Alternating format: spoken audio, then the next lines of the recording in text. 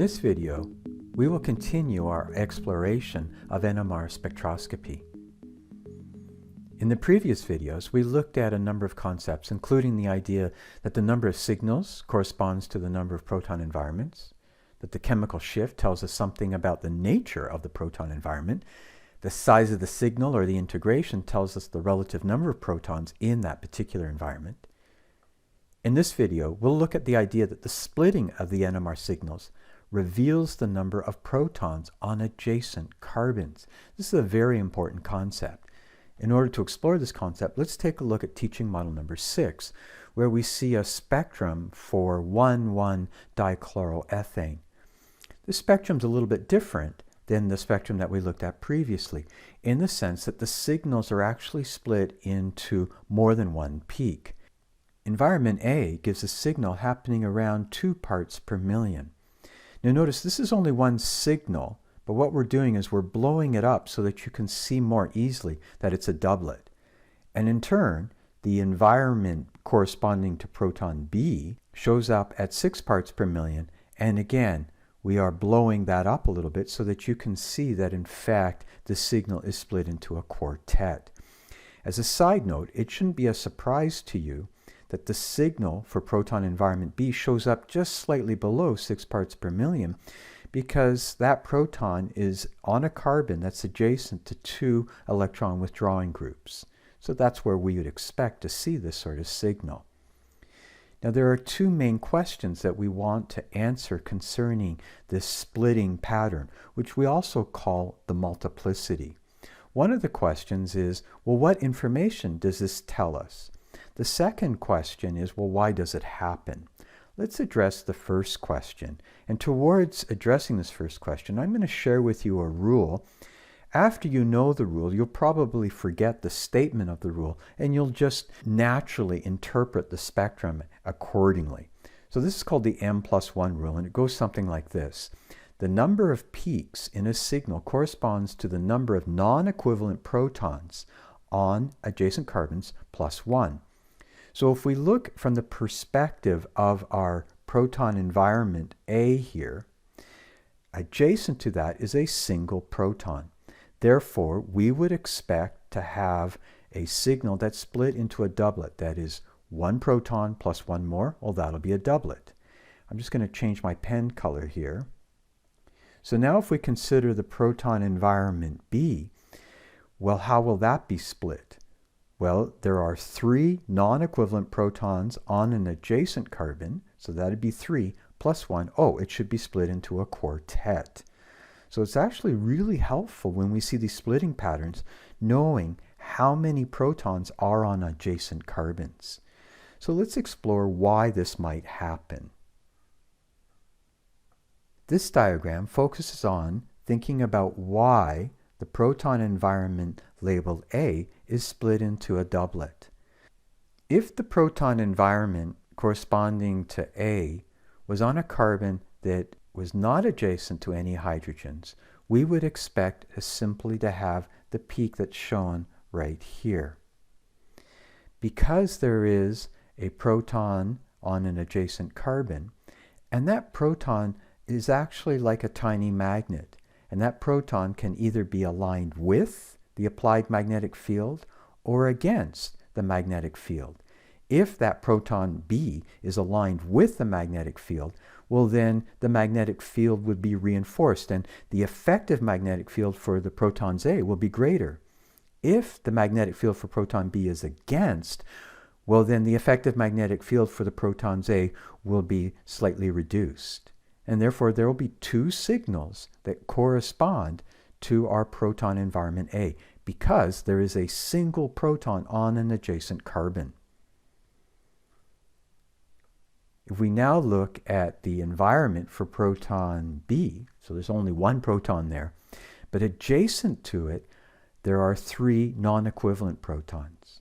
Each of those protons A are like tiny magnets, and they can either be aligned with or aligned against the external magnetic field. Now, because there are more protons on this adjacent carbon, there are more possibilities. So, of course, it's possible that all 3 of the adjacent protons A are aligned with the applied magnetic field. It's also possible that all three are aligned against. And what's more common, it's possible that two are either aligned with or two are aligned against. Now there are three ways that we can have the proton A be aligned with the applied magnetic field. And in turn, there are three ways that the protons A can be aligned against the external magnetic field. So there are more possibilities there. This will give rise, therefore, to 4 peaks. The 2 middle peaks will have the largest area.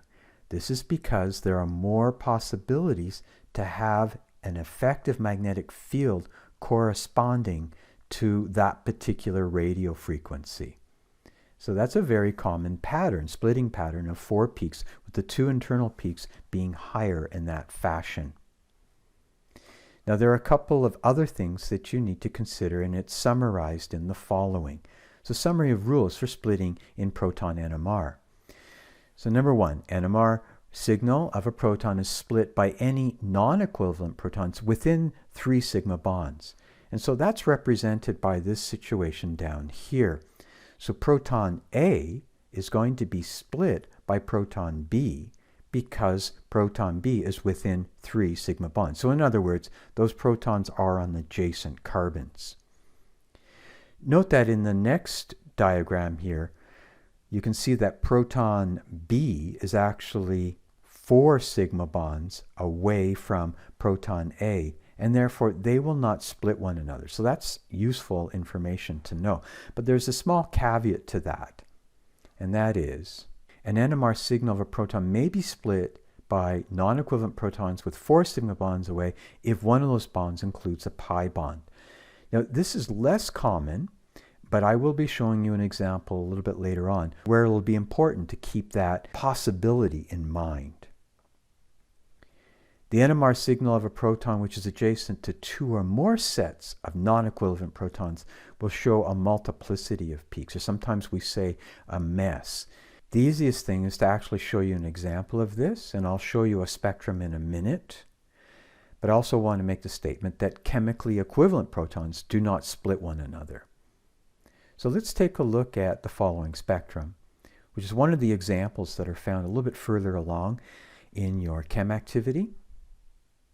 Here we have 3 proton environments.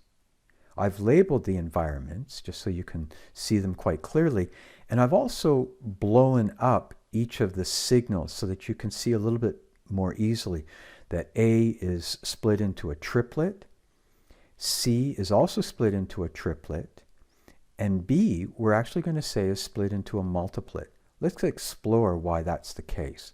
The proton A environment is nearest to the electron withdrawing group, the chlorine, and therefore it shouldn't be a surprise that we see the signal happening somewhere around 3.6 parts per million.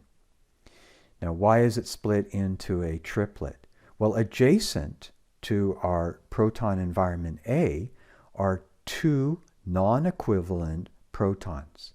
So the n+1 rule says, okay, 2 non-equivalent protons plus 1. Therefore, it's going to be a triplet. Let's now look at the environment for proton C. So I'm going to highlight it right here. Adjacent to the protons in environment C are 2 protons. So again, the n+1 rule says 2 plus 1 more. Therefore, we would expect that the signal for that methyl group in that proton environment C would be split into a triplet, 2 plus 1. Now what about the environment of the proton B? So I'm going to highlight these guys in green. If we only had the protons that are in environment A, well then we would expect that the protons in the environment B would be split into a triplet. And if we only had the protons in C next door to B, well then we would expect a quartet. But actually we have, of course, both of those groups. So the protons that are in environment B are actually split into a triplet of a quartet. It's easier just to think of it as being a mess. So here is the signal for the protons in an environment B. And actually, it doesn't look so much like a mess when you blow it up. But there are various reasons for that, and the easiest thing really is just to think that this is a mess. So technically, it is a quartet of a triplet, but I'm happy for you just to call it a mess or a multiplet. That would be maybe a more technical term. And actually, we really don't need to work out whether or not it's a quartet of a triplet, but just realizing that the protons that are in environment B, of course, are going to be affected by two sets of non-equivalent protons. So of course, it's going to be a signal that doesn't easily come out as a triplet or a quartet or a doublet. We will do more examples in our synchronous class, so I can show you the range of possibilities. But for now, hopefully you feel that you have something of a foundation in the interpretation of NMR spectra.